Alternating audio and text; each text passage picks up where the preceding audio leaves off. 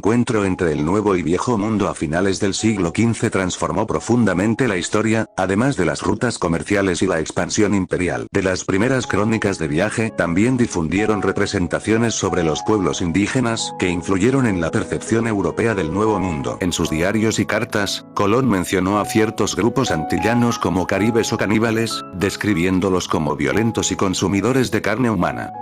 En la naturaleza también se han observado este tipo de comportamientos en todo el reino animal, siendo más frecuentes en invertebrados y peces. Según el ecólogo Gary Pollis, el canibalismo es un fenómeno ampliamente distribuido en distintas especies y cumple funciones importantes dentro de los ecosistemas. Durante mucho tiempo, este comportamiento se pensó como resultado del estrés del cautiverio o de condiciones antinaturales de laboratorio. Sin embargo, de acuerdo con diversos estudios en ecología evolutiva y universidades especializadas, hoy se reconoce que el canibalismo puede ser una estrategia adaptativa relacionada con la competencia por recursos, la regulación de poblaciones y la supervivencia. Esto plantea la posibilidad de que el canibalismo no sea un comportamiento aberrante. Se define como canibalismo al acto de ingerir una parte, o el organismo completo, entre individuos de la misma especie. Según la Universidad Juárez Autónoma de Tabasco, se han registrado aproximadamente 390 especies de peces que muestran algún tipo de canibalismo, manifestándose en la mayoría de los casos durante las etapas tempranas de desarrollo, cuando la competencia por alimento es más intensa. Un caso muy particular de canibalismo es el sexual, que ocurre cuando un miembro de la pareja, generalmente la hembra, mata y consume al otro durante el cortejo, la cópula o después de esta. De acuerdo con la bióloga Marlene Zut, este comportamiento puede estar relacionado con ventajas reproductivas, como el aporte de nutrientes que favorecen la producción de huevos o el éxito de la descendencia. Además, diversos estudios en biología evolutiva sugieren que cuando existe una marcada diferencia de tamaño o dimorfismo sexual entre los individuos, aumenta la probabilidad de que ocurra este tipo de canibalismo. Este comportamiento no se limita a épocas de escasez. Según el ecólogo Gary Pollis, el canibalismo es una estrategia ampliamente distribuida en la naturaleza, puede presentarse incluso en condiciones de abundancia de recursos.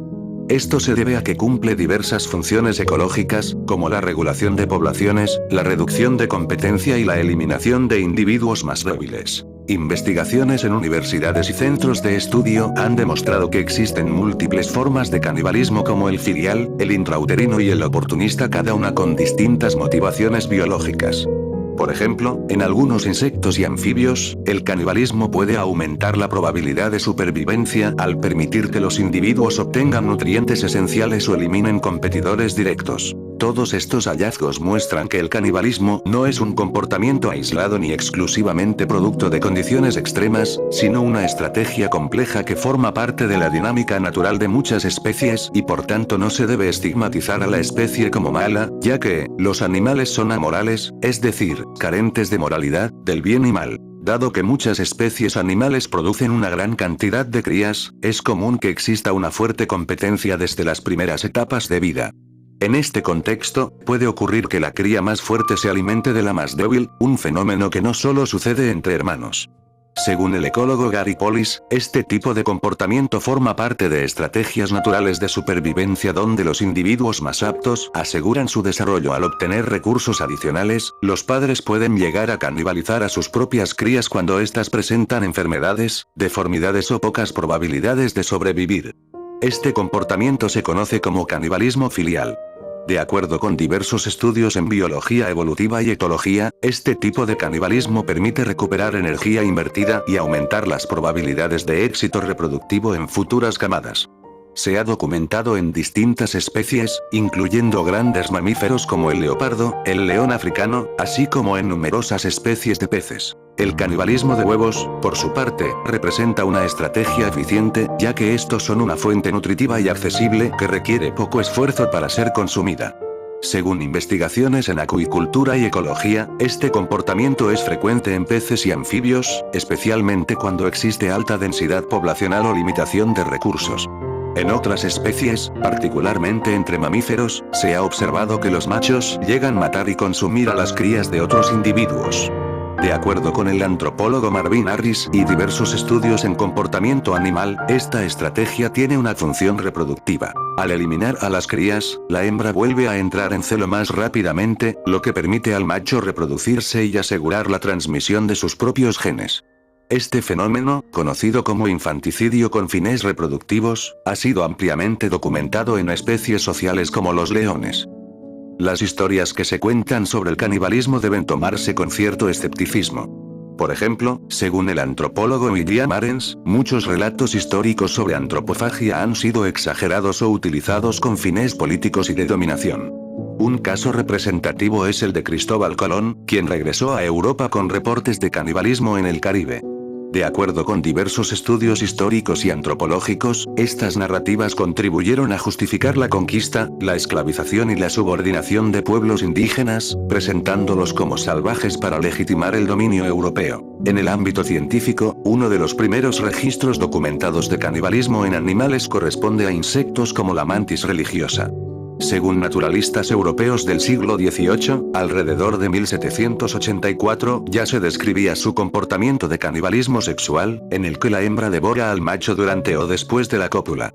De acuerdo con la bióloga Marlene Zut, este fenómeno puede aportar ventajas evolutivas, como el aumento de nutrientes disponibles para la reproducción junto a la selección sexual y supervivencia de la descendencia. En el caso de los peces, el canibalismo filial fue reportado formalmente en el siglo XIX.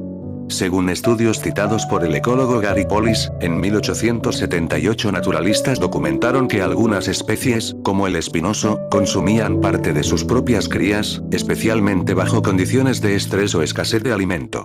Este comportamiento resultó sorprendente en su momento, ya que contradecía la idea de un cuidado parental absoluto. Posteriormente, investigaciones en ecología y biología evolutiva han demostrado que estos comportamientos no son anomalías, sino estrategias adaptativas. Según diversos estudios en universidades y centros de investigación, el canibalismo puede contribuir a la regulación de poblaciones, la eliminación de individuos débiles y la optimización de recursos disponibles.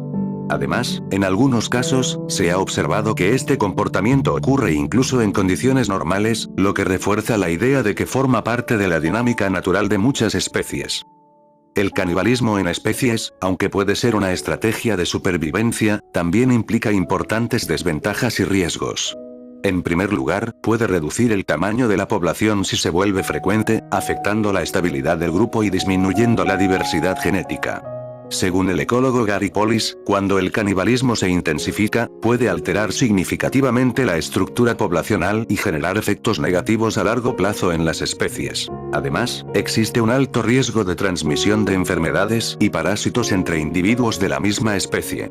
De acuerdo con estudios en biología evolutiva y comportamiento animal, este riesgo es especialmente relevante en mamíferos como el chimpancé, donde el consumo de individuos infectados puede facilitar la propagación de patógenos dentro del grupo.